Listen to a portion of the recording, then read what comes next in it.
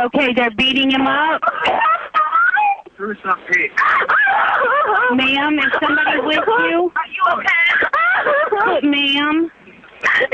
Can you put somebody around you on the phone? I was stopped at a light. Somebody threw something in my car. I stepped out and said something, and then about 10 guys came over and jumped me. There was a bunch of kids beating on this one man. It might have been 10 or 15 kids. I don't know. But it's a white male. I'm telling you, it's a white male. I hope y'all hurry up. And this guy's okay. I don't know what happened to the guy, but there was a lot of guys, people, black kids, kicking on a guy. Now, authorities kept that 911 call locked up, but finally gave it to the factory yesterday after we filed a Freedom of Information Act request, the second one we filed. The first one was denied. A few weeks after the attack, police arrested and charged 4 teens, ages 13 to 16. But eventually, charges were dropped against 3 of the 4. Only a 17-year-old was convicted. His sentence, probation. He was also ordered to pay $352 in restitution to cover the medical bills of the 2 reporters. While investigating this story, it became apparent the city of Norfolk did not want to aggressively pursue the case. And even more troubling, the editor of the Virginian Pilot, where the 2 victims work, played it down. This story has been blown out of proportion, and that's not to diminish the fact that I had 2 reporters who got beaten. But what it amounts to is a street altercation, not a mob attack. No evidence that it was a racial attack. Bull.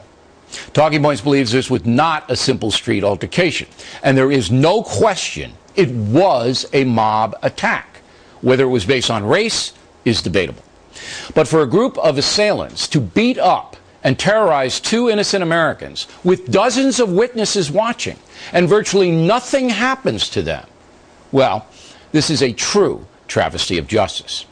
The city of Norfolk depends on tourism. It's obvious they don't want this story in the public arena. But my job here is to tell you the truth and expose wrongdoing. This whole case is shameful. And by the way, the Norfolk media attacked the Factor for its coverage of the crime. That is shameful as well. And that's the memo. Now, for the top story tonight, let's bring in attorney and Fox News anchor Megyn Kelly. There's a number of legal things to talk about. First of all, how are the victims in this case doing? We understand that the male victim is doing fine, and we don't know the update on the woman, but we have every reason to believe she's recovered. I think they're both back at the newspaper working there. Right. Our producer, Dan Bank, actually talked to them. One was off the record. The other says he's all right. Neither of them, we should point out in the interest of fairness, want the story covered. They want it to go away. Although we should say that they filed a complaint against the police department for the way in which they handled this investigation when it first got started, and that is a case we asked with the police department. That is a case that is still being handled and pending. Right. So the 2 victims officially said the police department in Norfolk wasn't doing the investigation They were not properly. Investigating, but and that could be what led to the ultimate result in the case, Bill. Of course. They didn't want to solve this case, but here's the problem. The newspaper editor, you just heard him. He didn't want this story. How does he say it's not a mob? And if you listen to the 911 tapes, because he didn't want to cover the story. I've listened to them all, and I was on with you when you first filed your request for these 911 tapes, to which, forget Bill O'Reilly, the public is entitled to those tapes. That we hear 911 tapes all the time, and what they said to the Factor first was, oh, you can't have them because you're out of state. Well, then we pointed out to them, that's not an exception to your obligation to disclose this information to us. And then they said, oh, actually, it's not because of that. It's because we have an ongoing investigation. Well, we had to live with that until the investigation was officially closed, which it is now. And now we hear the tapes, and not only do you hear the terrified victim on it, but you hear people describing it as a mob, a mob that's action. What it was. So why is the Virginia Pilot, the boss, who happens to be not only a journalist, but the boss of these 2 journalists, telling you, want me to answer that question? This is not a mob action. Because the editor of the Virginia Pilot isn't interested in the news. He's interested in protecting the image of the city, because that's where the money is made in tourism. That's what it's all about. Last question on this for tonight.